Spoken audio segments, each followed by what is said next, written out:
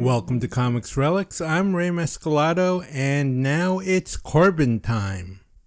While Richard Corben is best known for his fantasy and horror stories for independent publishers, he's also created some very memorable superhero work for the mainstream.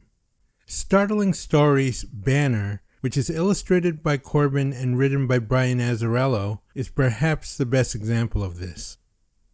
While the 4-part miniseries would read like a standard Hulk story in other hands, Azzarello makes it a little edgier but still by the numbers in many ways. What makes it really stand out though is Corben's unique visual style and morbidly humorous sensibility. This doesn't look at all like the Marvel Universe we're used to. As a result, we have to consider the Hulk and his alter ego, Bruce Banner, in different terms as well. Like I said, all the predictable elements of a Hulk story are here. It's a never-ending, itchy and scratchy cycle of Banner's guilt, the military's pursuit, and the Hulk's rage, all of which we get in heaping doses in this miniseries. The two things Azzarello brings to Banner is emphasizing aspects that regular Hulk readers may suspect but isn't mentioned too much. First, that Bruce Banner does want to end his life to spare himself and others the suffering the Hulk causes. And second, that Doc Samson is a total asshole. Okay, the part about Doc Samson may not be true with the regular Marvel Universe. Actually, usually he's portrayed as a pretty steady guy.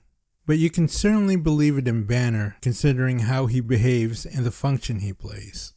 The military and other super beings, especially gamma-powered ones chasing the Hulk around, that's something we've seen before. But Samson's heartlessness here makes the political aspect more pronounced. The military created the weapon of mass destruction that is the Hulk. It got out of control and fell into the wrong hands, that is, Bruce Banner. In the series, Doc Samson seems to be military intelligence, hiding that the military fucked up while they tried to fix the situation by any means necessary. And what makes this all work is Corben's art. Doc Samson is the villain of the story, or at least the most interesting antagonist. His grinning and posturing only points out how ridiculous he looks in his tight muscle shirt and his cap, calling attention to himself so that his sinister maneuvers are more easily overlooked. His big fight with the Hulk in the 3rd issue is an over-muscled version of the grade school bully taunting a mentally challenged classmate. Samson treats the fight like a game and only comes out of it alive because he knows the Hulk wants Banner's head more than him. Corben does an excellent job showing Samson's self-congratulatory scheming, but also the bad doctor's alarm whenever he underestimates what the Hulk is capable of. The Hulk alternates between befuddled child and raging beast, and in Corben's hand the childlike moments are comedic in its confusion, while the scenes of rage are fearsome, horrifying in its sense of unbridled id. This Hulk is not capable of heroism or pathos. It's too out of control and unthinkingly brutal to make such a reasoned choice. This Hulk is a weapon unleashed, plain and simple. Trying to fight the Hulk only leads to death and dismemberment, as Samson fully knows when he sends troops in to suppress him.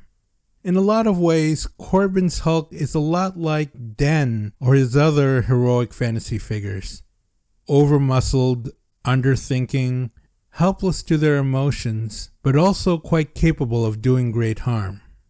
As for Bruce Banner himself, Corben portrays him as a layered embodiment of weakness, terrified of his alter ego, and rightly so. This Banner has very few reserves of conviction or calculation left in him.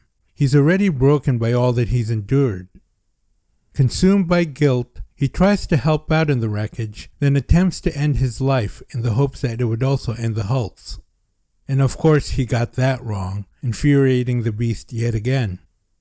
When Bruce is captured in the 4th issue, which takes gassing a whole town into unconsciousness, he finds out he'll be lobotomized.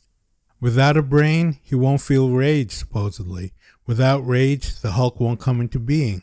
It's actually quite logical. Samson is outraged on Banner's behalf, but Bruce doesn't mind at all. Banner is willing to do anything or suffer anything to attain peace. When you're that broken, you don't believe in healing, just oblivion. But as the story's ending makes clear, the Hulk will always have a say on the matter, and that's what makes Banner, the story and the character, deeply tragic. We've all had moments of rage, of losing emotional control, as well as regret at what that says about us and the consequences of such lapses. When this rage becomes so powerful and overwhelming that it hurts others, how does one react? Is Banner engaging in noble self-sacrifice or just taking the coward's way out? Is there a point in trying to tame that beast within, or is it better to give up completely? The scale of Banner's angst is far greater than one person, since the Hulk's impact is so widespread and indiscriminate. But that's the whole idea of modern warfare and weaponry: widespread and indiscriminate destruction left in the hands of a very select few. The id unleashed is monstrous because of the vast scope it can attain.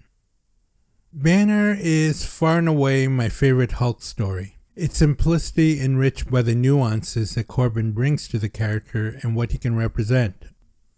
It's less a superhero story than a horror story to me.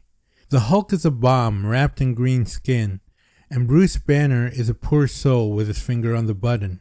He is forever doomed to be on this watch, knowing that when the button is finally pressed and the bomb wreaks havoc on the world, he'll only be back at his station again to press it once more in an endless cycle of guilt and destruction. So, thank you for indulging me yet again. I'm Ray Mescalado. This is Comix Relix. Have a good day. Goodbye.